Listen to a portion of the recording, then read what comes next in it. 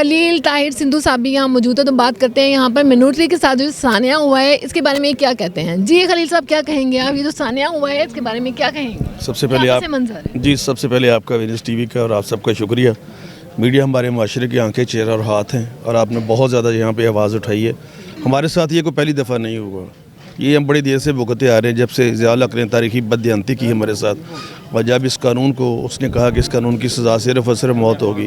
ये कानून पहले होता था, इसकी सज़ा सिर्फ 2 साल होती थी, और उस वक्त सिर्फ 6 केस बने थे उस वक्त। तो अभी ये यहाँ पे मौजूदा जिस हालात में आप देखें, ये लोगों के घर नहीं जले, हमारे दिल जल गए हैं यहाँ पे, और हम चौथे 5वें दिन से यहाँ पे आ रहे हैं।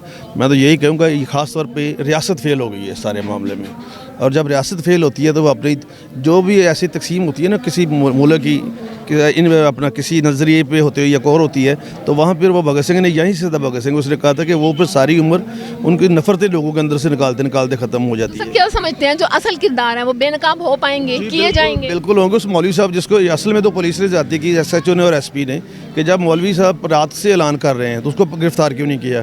फिर दूसरे नंबर पे वेल प्लान ये है कि एक अगर बस्ती जली है तो बाकी तो वो बचा सकते थे, इतनी फोर्स थी उनके पास, लेकिन ये तो उनकी मैं समझता हूँ मुजरमाना इंटेंशन उनकी शामिल है, और उनको इस मुकदमे में दर्ज आना चाहिए। इसीलिए हमारी ये रिक्वेस्ट थी कि काजी फायज ईसा साहब यहाँ पर आएँ, और फिर वो आए भी, और आप देखेंगे परसों 2 दिन के बाद चीफ ऑफ आर्मी स्टाफ भी यहाँ पर तशरीफ लाएंगे। जी, क्या समझते हैं, इंतजामिया कसूरवार है, फ्रीक है? 100% कसूरवार है। मैंने तो आपको कहा है कि जिनको जाके कहते रहे हैं कि आप आएँ वहाँ पे, आप आएँ वहाँ पे, हमारे लोग जाते रहे हैं, यहाँ पे हमारे जितने पादरी साहबान हैं वो जाते रहे हैं कि आप आएँ वहाँ पे, ख़तरा है। ऐलान जो हो रहे थे पूरे शहर में, छोटा शहर है, ये बात नफरी मंगवा सकते थे, बता सकते थे अपने अफसरान बाला को। और जिस तरह काजी फायज ने परसों कहा कि जिन्होंने जुर्म करवाया है उन्हीं को आपने इंक्वायरी लगवा दी है। सर, क्या समझते हैं मजीद ऐसा कोई सानिया रूनमा ना हो, इसके लिए क्या SOPs होनी चाहिए, क्या इकदाम, क्या लाएअमल पॉलिसी होनी चाहिए? तो हम हर दफ़ा इस कहते हैं कि आइंदा ऐसा साना ना हो, लेकिन फिर हो जाता है। इसकी एक ही बात है रूनमाई के, एक दूसरे को लोग कहते हैं बर्दाश्त करें। बर्दाश्त तो बहुत आखिर की बात है।